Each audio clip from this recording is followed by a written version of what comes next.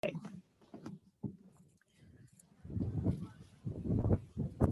morning and welcome to Straight Talking with Kelly. This morning I have with me the wonderful Stephanie Ardrey. I cannot wait for you guys to find out a little bit more about who Stephanie is. And so I'm getting ready to read a little bit of her bio to you. And then of course we'll actually have to talk about a little bit more because this sister has done quite a bit. So Dr. Stephanie Ardrey is the CEO and president of Blu Diamond Group, Incorporated, including Blu Diamond Advisory, Blu Diamond Capital, and Blu Diamond Properties. As an entrepreneurial, she has maintained impeccable market vision and has conceptualized and launched multiple business ventures. Her entrepreneurial and corporate experience have covered multiple industries, including real estate finance, construction and development, consumer goods, entertainment, music, film and television, high tech, financial service, insurance, municipalities, and more. I mean, she's got so much. And wait until we get to this next part. You think she's done quite a bit in business. Wait until you hear all the different degrees she has.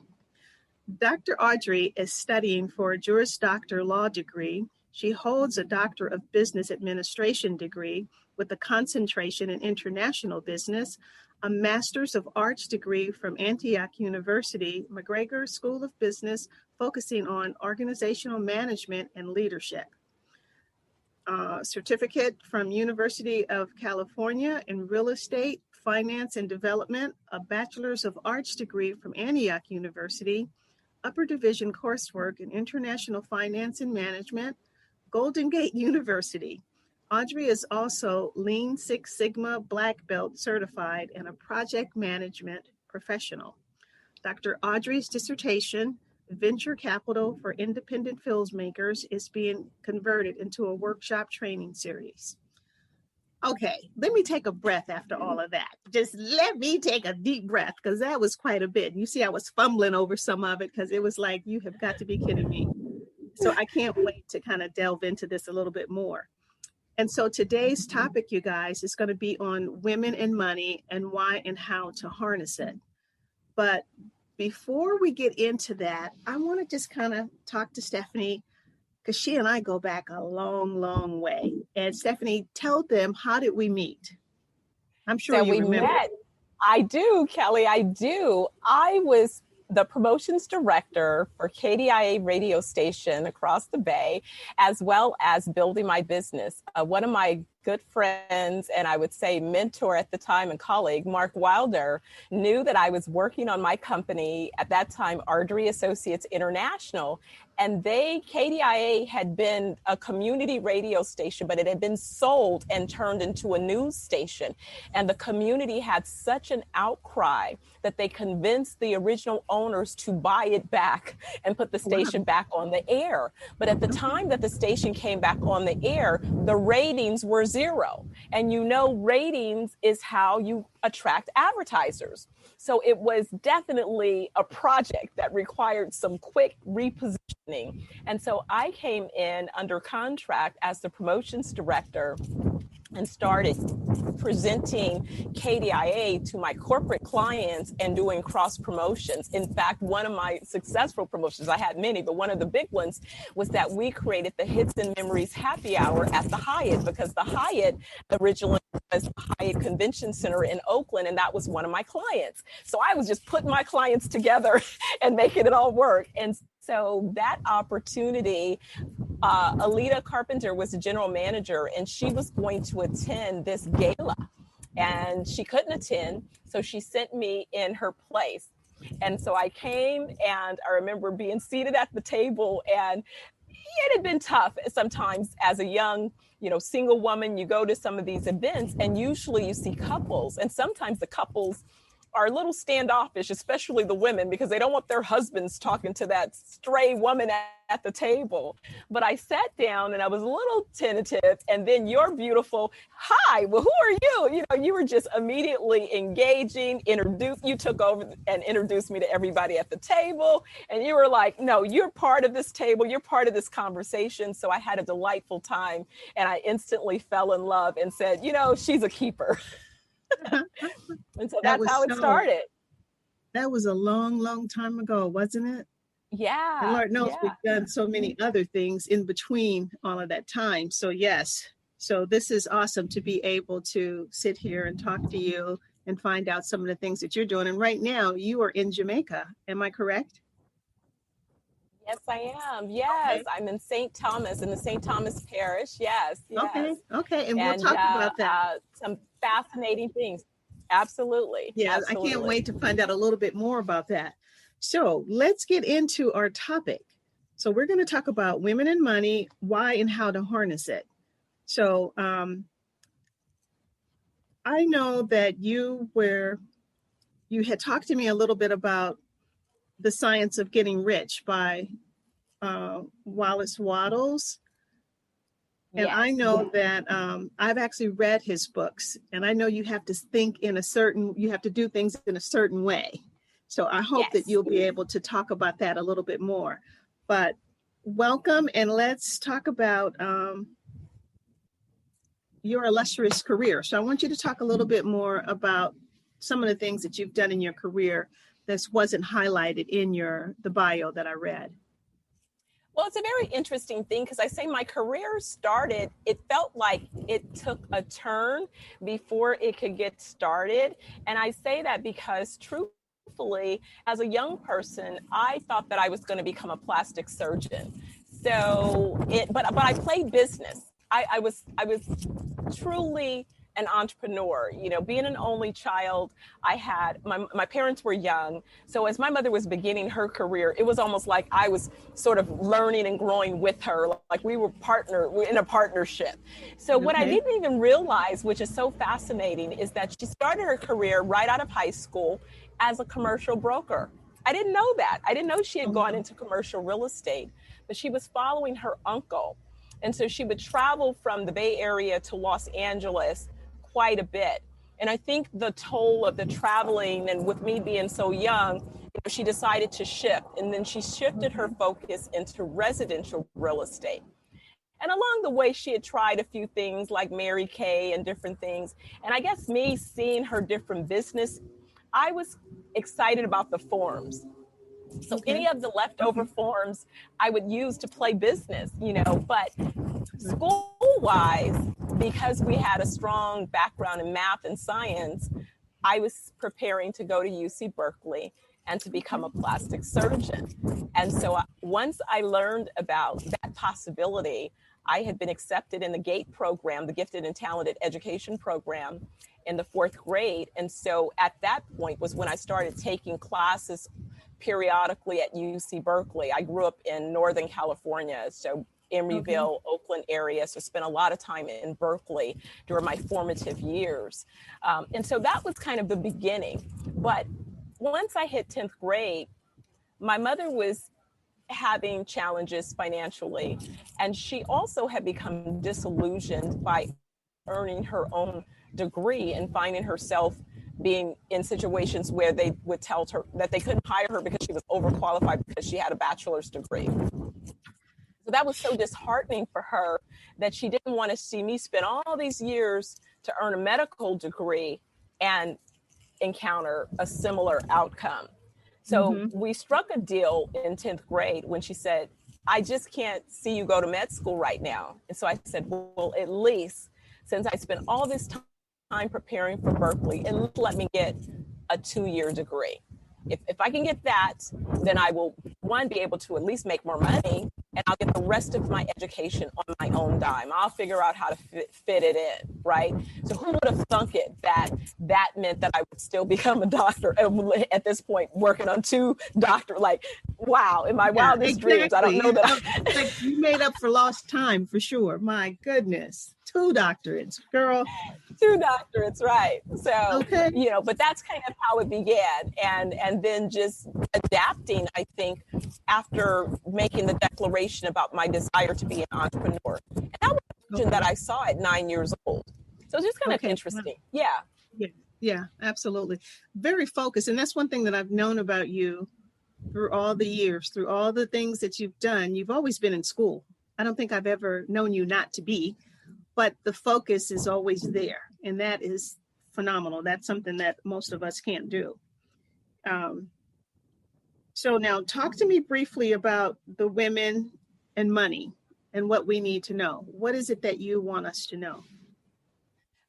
I want women to recognize their power because truthfully, women have been controlling the financial concerns for many of their families, whether they be the head of household or they be the wife, the spouse. Oftentimes, the woman has been the decision maker, the CEO of the household, and making therefore all of the decisions about how the resources are allocated.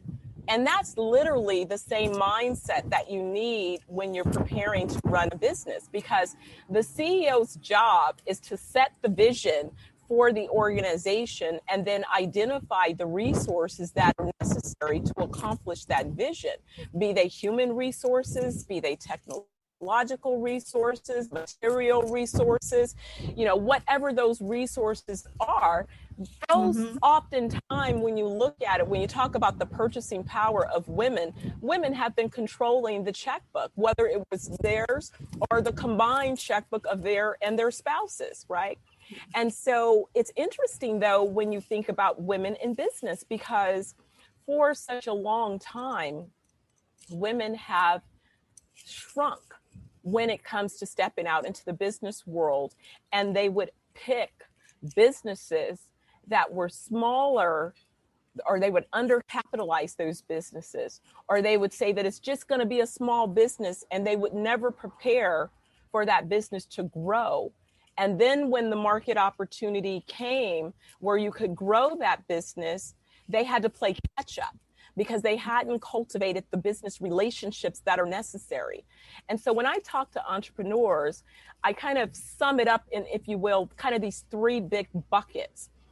Obviously, there's detail behind the buckets, but it's an easier conversation if I say, we're going to need to talk about your capital, we're going to need to address the capacity, and we're going to make sure we address the customers.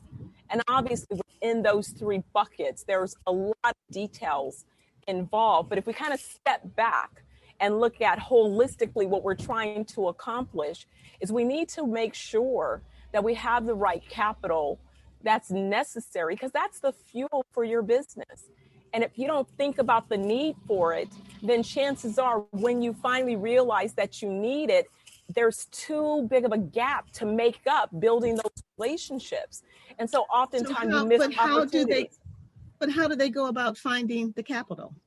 So it's about relationships, Kelly. It's like you and I, a lot of times people go into situations thinking very transactional. What can you do for me right at this moment? And if you can't do anything for me right at this moment, you disregard the relationship. But there are sayings. You need to build your well before you need to go and capture the water so that you're prepared when the rainfall comes, right? If you wait until it starts raining to then decide to go and build your well, you're going to miss most of the rainfall. And it's the same thing with capital. And you need to have multiple relationships. So what I tell people is when you're thinking about a particular business, you want to look at who are the category leaders in your space. So you begin to set that vision of where you see your business going. Are you building a lifestyle business where basically you create a job for yourself and maybe a couple of other people? Or are you creating a company that has the potential to grow and scale and become the wealth creating tool for your family, for your legacy? And so depending upon that particular desire, then that informs how you capitalize your business. So for example, if I'm a private practitioner, if I'm a physician, those are typically considered lifestyle businesses because I have to earn the license to practice medicine. So if I had a kid and my kid did not earn the ability to earn a medical license, then I couldn't pass on that business to the kid. But I could potentially sell that practice to another physician for the value of the customers that I've cultivated in over the years of cultivating and creating that business, if I set it up for that. But that would inform how I finance it. I would want to use more debt initially to finance a business as opposed to going out for equity, because I would understand that if I'm asking for equity is looking for a bigger play. So if I was then joining, say, 3 other physicians, and we were going to build a practice that was going to, say, serve the state of California, now we begin to talk about a size and scale that becomes more interesting for a conversation with equity. But so equity, now go ahead. Where do you find the women that you're talking to? And then the other thing, when you talk about building relationships, I guess I want you to think about the audience of women that are just really getting started, not the women that are kind of know a little bit about it, but women that are just thinking about it right now, because we're in COVID and now people are thinking about starting business and whatnot.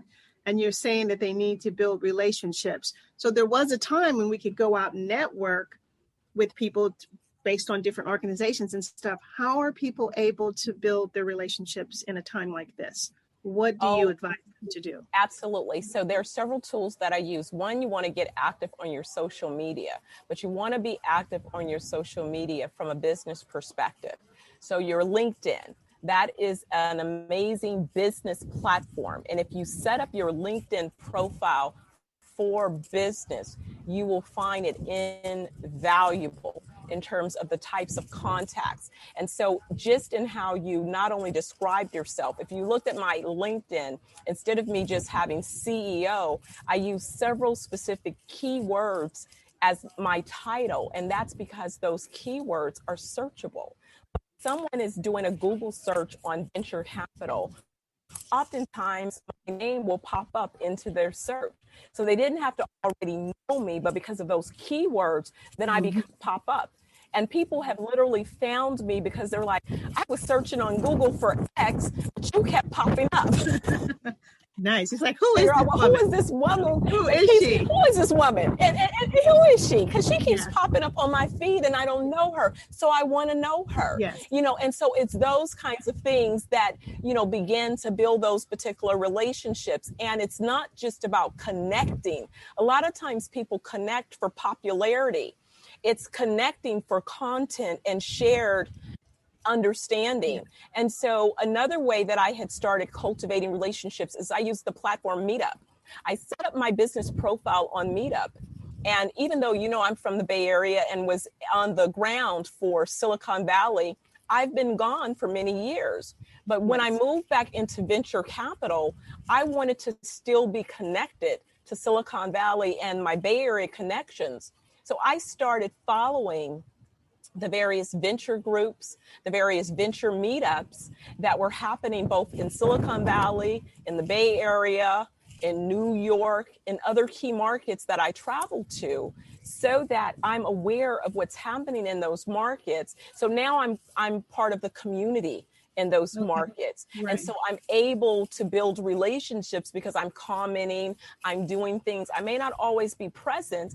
And sometimes you set up virtual events and that's where you begin to connect with these folks again. And so those things give you an opportunity to connect with those people and begin to build a relationship. Because as with anything, think about this. If I walked up to you and you just met me at an event and I'm like, pitching you about my business and said, Kelly, I want you to invest $10,000 in me. You don't know me from Adam. Right. You're going to be like, lady, I'm not giving you my money. You may run off. Oh, I don't know what you're going to do with my money, you know? And so oftentimes that's the first thing that investors will say. These people running up, giving me their pitch, begging me for their money, what they're going to get from me is some advice. Whereas if the entrepreneur was smart enough to come to the investor, potential investor, and ask for advice, oftentimes in asking for advice, you begin the process of building the relationship. Right. And that's the relationship that ultimately ends up being your source of investment.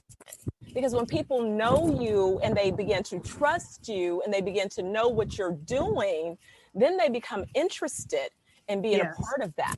Absolutely. I mean, that's exactly one of the things that I think that prevents people from expanding also is the I think everybody doesn't have what you have. You have what I call this innate skill and that certain way of thinking. Basically, it really goes back to that, doesn't it? It is. And you have to really, it's confidence. You got to really have the confidence and the know-how. You read a lot. You know where to navigate through this stuff. And when I think about, I guess because I've worked with a lot of women, because I'm a graduate of San Francisco Renaissance Entrepreneurship School myself. And so working with women that really don't know how to start.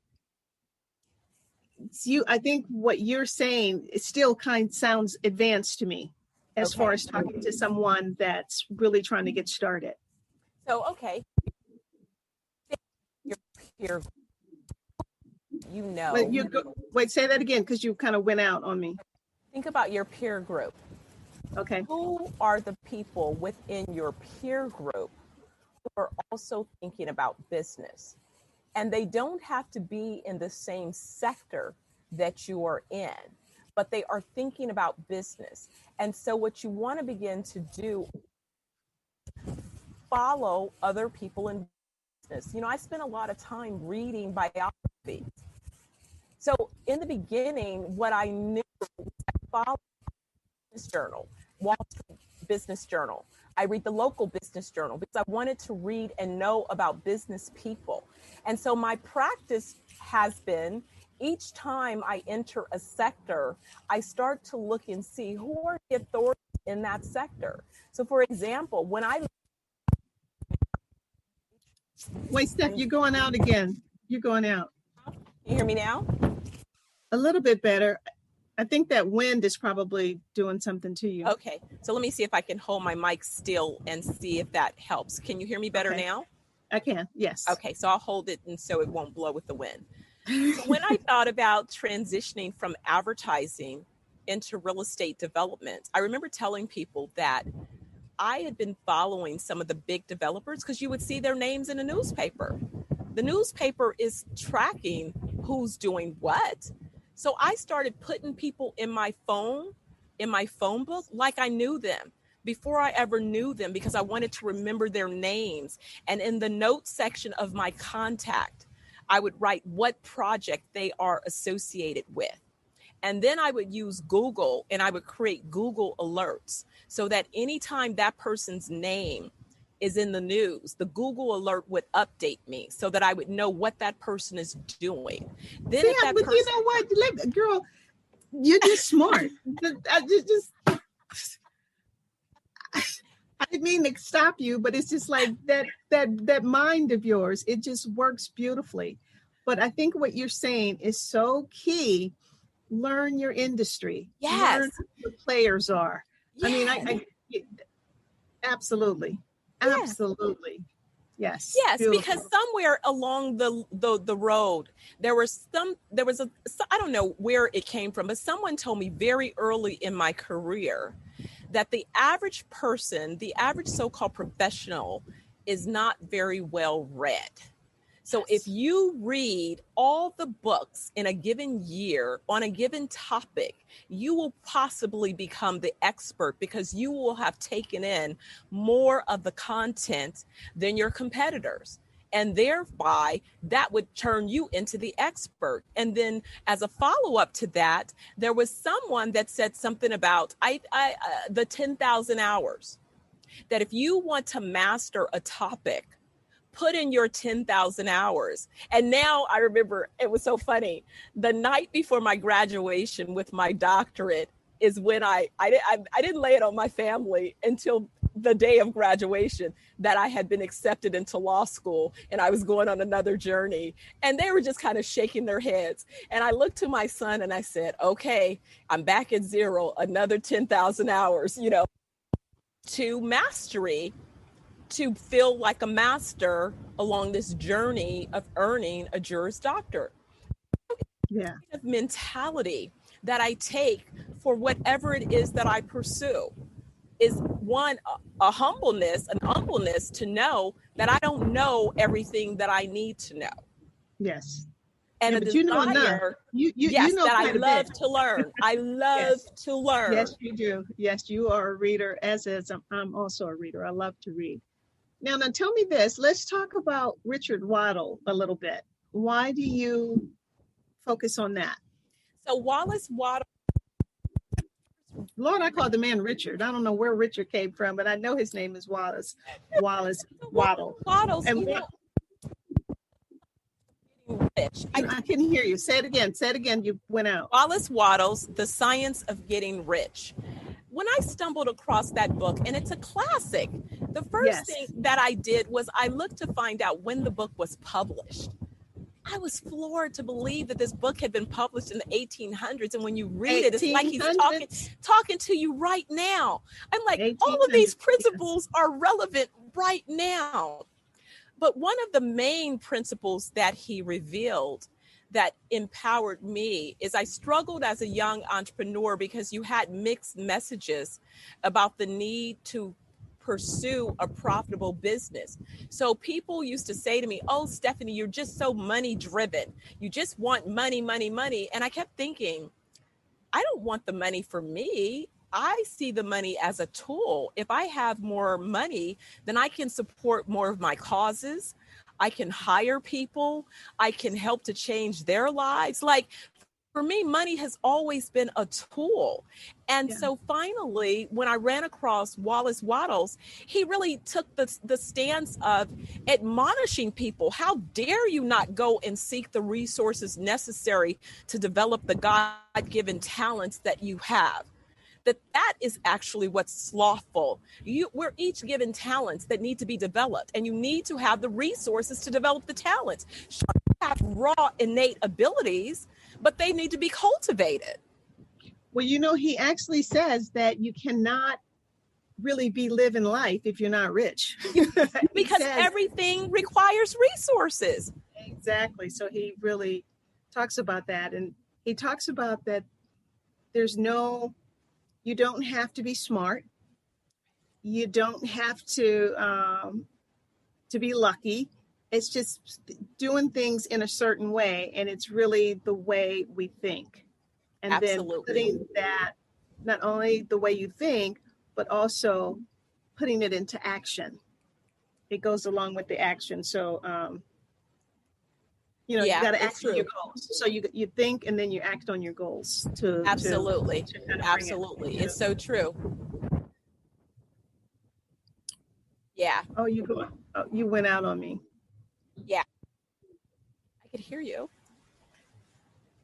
I know I can hear you, but you freeze up every once in a while. No worries. But that's okay. We know you in Jamaica, man. And right. So, exactly. We're doing our best. Exactly. That's what we have to do. So what I think that it's important for women to do, why that mindset shift was it really created a paradigm shift for me. And so in that paradigm shift, what I stopped doing was I stopped second guessing myself, meaning, okay, I'm running towards the money, the resources versus no, maybe I should, that confusion in my mind. And then I could set a clear intention. And once I set the clear intention, then I could have clear manifestation. And so that's what I realized was the tool. And so for women in business, what I would say is, if you look at where you are at this moment beginning your business, that is not where you want to end up. That's just the start. So you have to find an example. That's where you look at why we create vision boards. We look to find an example of what a completed, successful outcome might be. And again, that's personal to each individual. I Sure, can't absolutely. tell you the type of outcome that you should have for your business. You determine that. But what I Yeah. can do is show you how to get to that outcome. And so I always say that there's 3 conversations going on at a given point. There is where you are at the particular moment, there's where you want to go, and then in the middle, there's how you go about getting there. And so what I do when I'm consulting with clients is I solve the how. I'm like, I don't need you to worry about the how. All I need you to tell me is, we know where you are. We're going to establish where you are, and we're going to confirm where you want to go. And with those 2 pieces of the puzzle, I'm going to figure out the breadcrumbs necessary to drive you to that outcome. Okay. Now tell me this, Stephanie. What are you working on now? Because I remember before you left, you were really excited about something where you're like, Kelly, I can't wait to tell you what I'm working on. So absolutely. So yes, I made it back to Jamaica when I was here last year, which really I just had gone home the middle of November. So, we're only 6 weeks into this year. So that wasn't so long ago. But right. I was here for 3 months last year because I felt myself, reconnecting. I got grounded and I started reconnecting with the source, that little spirit that had been the fire that helped me move from the Bay Area to LA by myself on my 25th birthday to expand my business. It took all kind of courage against a bunch of naysayers. I had family member naysayers. I had colleagues who said it wouldn't work, all of that. And it took a lot to find my way. And so I found myself at a similar place in life where I always wanted to have an international business, hence the doctorate in international business, hence the early work in international business. Every committee, when I was part of the Oakland Chamber, I'm on the international committee. Like, I've been sourcing international opportunities forever. In fact, my transition into real estate development, I wanted to buy an island and I wanted to be able to develop that island. This has been a lifelong dream, but it seemed like it was in the future. This pandemic and stopping and looking around presented an opportunity for all of those things to be right now. So I came back to Jamaica to investigate further some business opportunities to see if I can package some of these opportunities and begin to raise capital. And one of the things that happened is that I was appointed as chairman of the board for a company called General Discovery Jamaica, which is a subsidiary of General Discovery Canada. Okay. And so in that role, what we have been doing is putting together research and technologies that support the agricultural field by being able to bring new technologies and developments for the farmers, because Jamaica is a land filled with rich resources, organic food, natural foods that have been grown without any pesticides. And so as the world begins to request more and more organically grown produce and ingredients, they're here. They're ready to go. And Jamaica is uniquely positioned logistically to be able to not only distribute its goods in America, but to the continent of Africa, to the UK. All of these distribution points are accessible from Jamaica. So it's a land filled with opportunity. And so it just became real clear that sometimes you have to take your talents and go to a market where your talents are needed as well as appreciated, and where you can make a difference. For some reason, there's a blue line in you. Okay, there you go. Okay. So that was, I don't know, was something from the sun, I guess, but it actually was very pretty. But there's this blue line going across your eyes and your face. So all right, now tell me that's this. Better. So you are doing like a fundraiser for that, I saw. Yes. When I got back, and it's so funny because back in October, I said I wanted to do a concert, and I told Sterling, hey, we're bringing you to Jamaica. You're going to headline a concert. And then the first set of folks that I had communicated back in October with, they didn't follow up. I kept trying to, go, yeah, I'm serious. And I guess they didn't think I was serious. So they dropped off. I get here basically a week and a half ago, and this group is like, what do you mean? Yeah, we need a fundraiser. And then I'm thinking, well, we had already kind of talked about the last Saturday of February. So I called Sterling back and I said, hey, concert is on.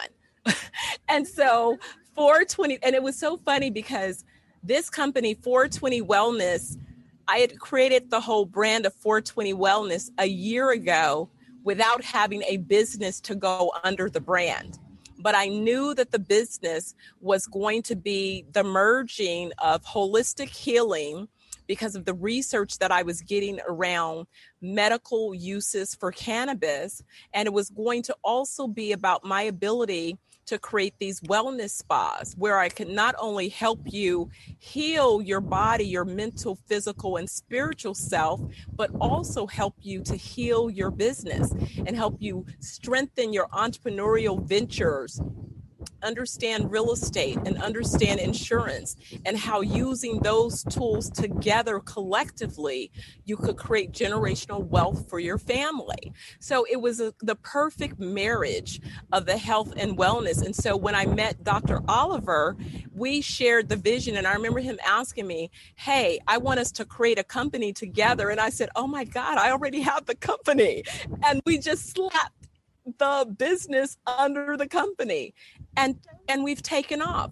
So the event on February 27th is called Black in Jamaica, and it's a play on obviously Black History Month.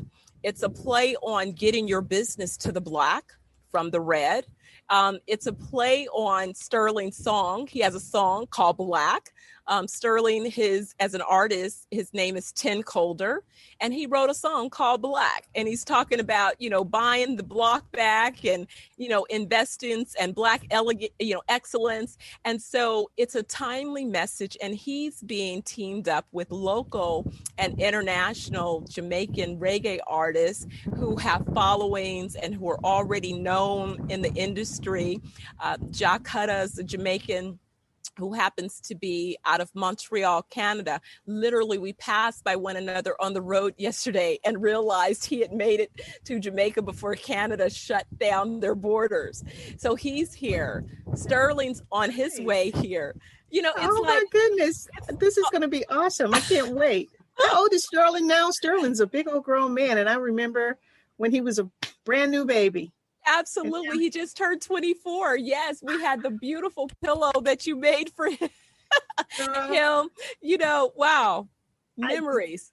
Time. And so he's a rapper now, right? Yes, he's doing rap music, and he's producing and he's writing beats. He produced the music for my new show, Dr. Money Live, which will be coming out live. And so he's just really developing his artistry and taking it forward. And so that's really what I wanted him to be empowered to do. And so I love the fact that he transitioned from being in front of the camera and said, hey, I can be in front and behind the camera, and I can build an entire media production company. And so I'm proud of him for seeing that path. And I supported him because he was in college and he said, Mommy, I'll be honest with you. You've taught me more about business over the entire, he's like, I've been in school with you my entire life. These professors, they're talking about some old stuff. Why should I sit up here and listen to them rehash some old stuff? And you've already been given. And I said, you know what? I'm a bet on you. You can always go back to college if you need to, but being an artist requires endurance. It requires hunger. It requires some discipline, and it requires a lot of diligence. So I said, I'm going to support your artistry. So you go for it, all in, and go as far and fast as you can go. And then we'll see what happens after that. Now, I want to ask you, who are 3 people that have inspired you? And just give me 3. Okay. So I was first inspired by the late Reginald Lewis when I read his book, Why Should White Guys Have All the Fun? thankfully, that was so early in my career, but I read that book like he was talking to me. And when I look at some of the decisions about real estate development and investing and what, I fought to be in this space that hasn't exactly been that welcome for women, and definitely not Black women, it was because of that. I knew to business, finance, and real estate, and I wanted to gain the expertise and knowledge. So he was number one. Okay. When But you're going out again. What? I can't hear you. Yeah, I hear a ring. I'm trying to see where that's coming from. Is that you ringing? It's like it's coming through my computer. That blue light is back in your face too. How's okay. That? Okay, it's out. Okay. So anyway, the late Reginald Lewis. Okay, so Reginald Lewis. Yes. In the Bay Area, when I was first starting off in advertising, Carol Williams. And Carol was just such an amazing inspiration, because Carol is the woman that created the slogan for Secret, strong enough for a man, but made for a woman. So when I got to meet Carol, Carol was like legend, she's a rock star of advertising. And to be able to have, and she's just a fabulous lady and fabulous life, her husband, a top surgeon, and she was just so interesting and just a creative genius, so being able to be inspired and connected to her and her creativity and to have her mentorship. And then there was another person that was very instrumental, Al Gilbert. I met Al Gilbert when I was part of the Oakland Youth Corporation that later became Youth Entrepreneurial Services. Al is this dynamic brother. He and his wife had created a business in Sausalito that was called Wet Dreams back in the day.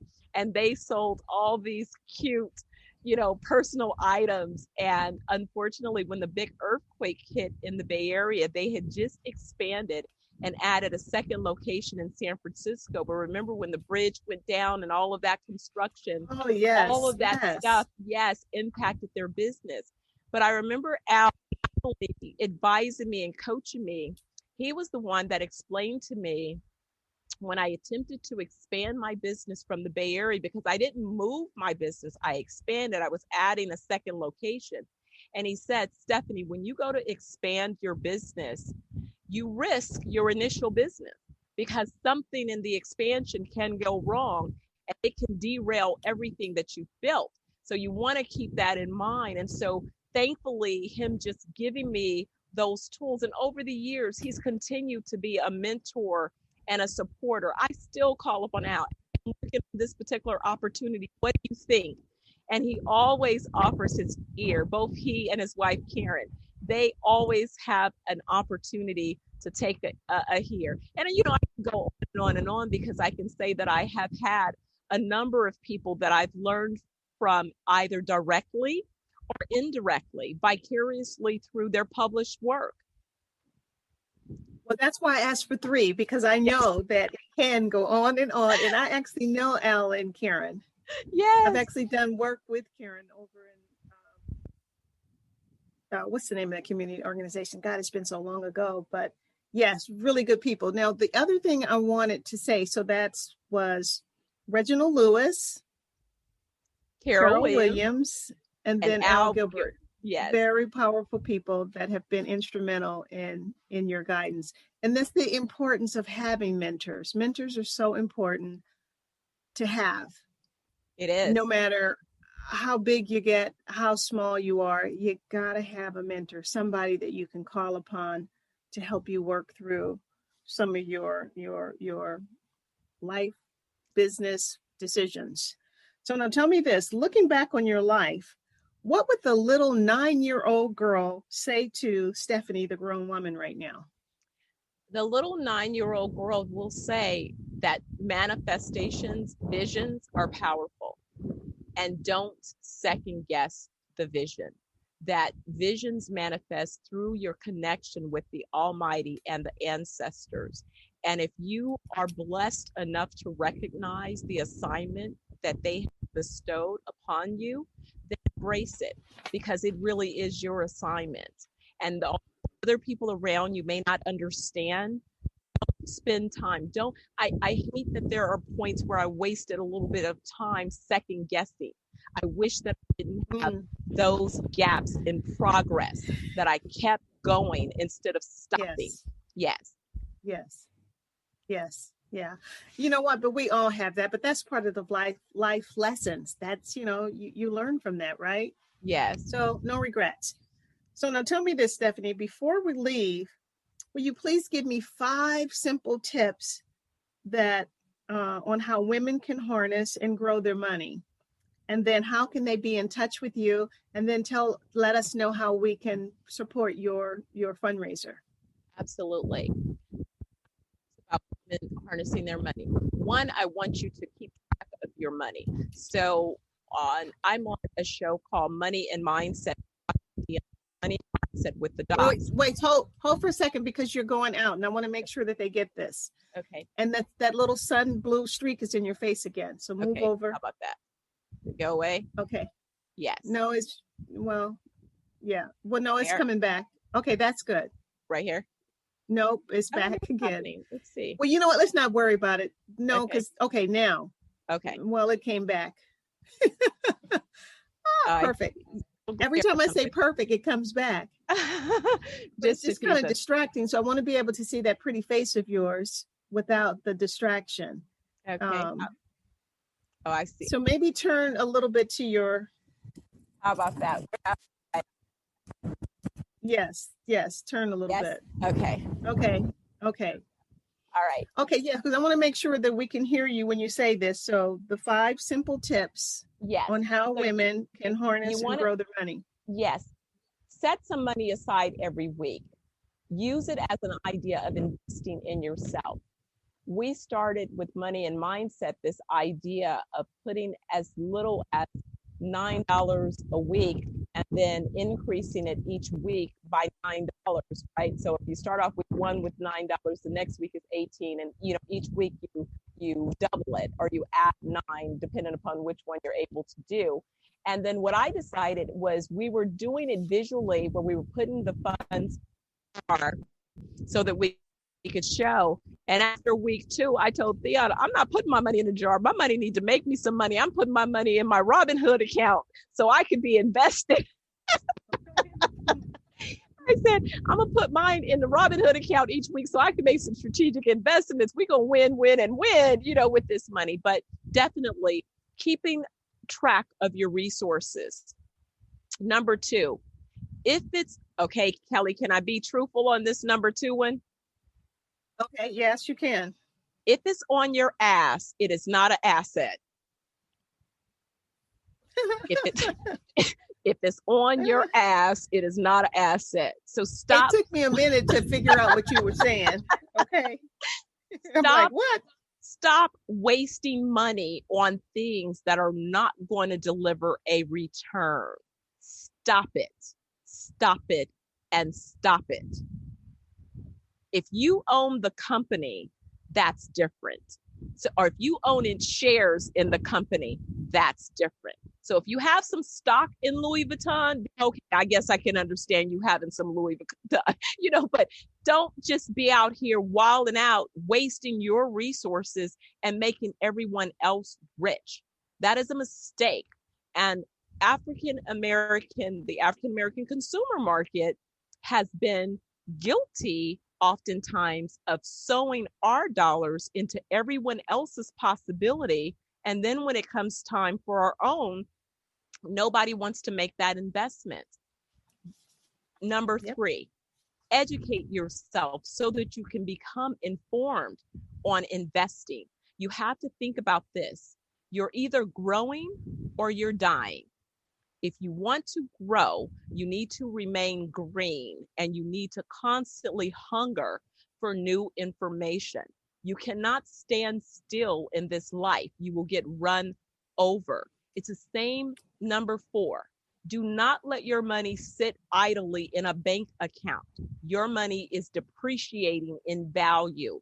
The bank accounts are not providing you with any type of interest or return. It's not even keeping up with inflation. So in essence, the longer your dollars sit there idly, you are losing money. And number 5, don't be afraid to ask, seek, and find solutions to your questions. None of us are all knowing. Do not be afraid to ask, and do not be afraid to look for someone. And if somebody that you approach and you ask them and they turn you down, just move on, go next. Don't give up, go to the next person. Because when you want something so bad, you will not let anyone stop you from that outcome. You just keep moving forward and you'll get to the desired outcome. So you make up your mind that you're going to be a successful entrepreneur and that you're going to be the catalyst to start cultivating generational wealth in your family. You, one person, can change your family's station in life. Your generational, you know, the greats and the greats, you, that one, can be the one to change everyone's possibility. So don't be afraid. Do it. Absolutely. Those are beautiful. And don't forget to get the bag with Dr. Money. I have to always drop that one in there. Yeah, so but what I want you to do, over. Yes, go ahead. Let me go over them and make sure that I have them right for you. You said 1, set money aside each week. Keep track of your money. 2, if it's on your ass, It's not an asset. 3, educate yourself to become informed on investing. 4, do not let money sit in your bank account. 5, don't be afraid to seek and find solutions to your problems. Absolutely. You froze on me. Are you with me? Absolutely. Yes, I am. Did you hear me? Yeah, you hear me? Uh-huh. Yes, I did. Did I get it? Did I get them right? You got them perfect. Yep. Yes. Spot on. Okay, so now tell me this, and then we're going to close out. How can people be in touch with you? And then how can they support your fundraiser? Absolutely. So I'm going to send everybody the same place. It's 420wellnessjamaica.com, number 420wellnessjamaica.com. And that's the same location that you go to find out about the website, about the events, Black in Jamaica, as well as the other activities. So somebody really is trying to get me today, eh? Well, I want to say thank you so much, Stephanie, for being here. It's been a pleasure. And I know we'll have to circle back around at some point to kind of see how the event went and to find out how the fundraising is going. So we will definitely do this again, okay?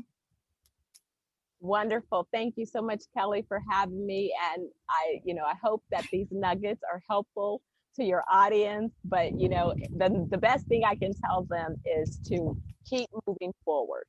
Forward. Because faith is about taking action. And don't sit and think that you have to have it all figured out before you take action. Take action. And it'll start to show up as you take those steps forward. Dr. Money, thank you so much. And thank you for listening to Straight Talking with Kelly. And I will definitely see you soon. Thank you. All righty.